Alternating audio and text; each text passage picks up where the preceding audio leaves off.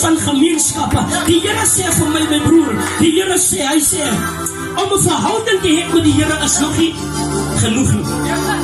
Om net 'n verhouding te hê met die Here is nog nie genoeg. Daarom sê die woord van die Here, hy sê, God is gecontroleerd deur wie hy geroep is tot die gemeenskap met sy seun. Gemeenskap vind net plaas binne in 'n huwelik.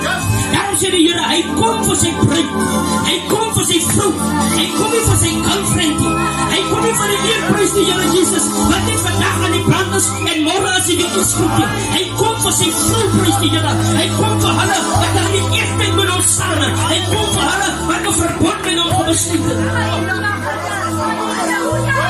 God is a covenant keeping God.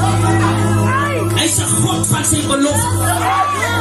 Die beloftes van die Here kom net tot stand wanneer jy in 'n verbond getree met die Here. Die beloftes van die Here, daar sekere goed wat die Here nie vir jou kan doen nie, as jy nog nie tot binne in die covenant van die Here gekom het.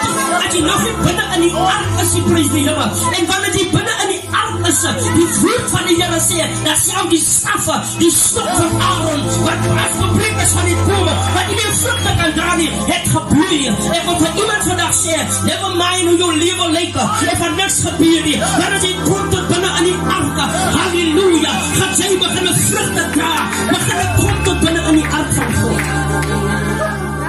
God is a covenant keeping God. In 'n verhouding kan jy nog uitstap. In 'n verhouding kan jy nog uitstap.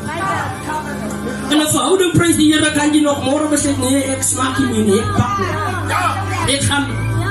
Maar wanneer jy in 'n huwelik is met die Here, dan kan jy nie omdraai nie, prys die Here Jesus. In 'n verhouding weet ek so, dit gaan oor my. En dit gaan oor my gevoelens. En dit gaan oor wat ek kan kry in die verhouding uit. Maar in 'n huwelik gaan dit nie meer om my nie. Dit gaan oor my partner, prys die Here. Dit gaan oor my partner, halleluja. Daarom as jy in die verbond getree met God, as 'n sekere dinge wat die Here gaan oopmaak vir jou. Dat sekere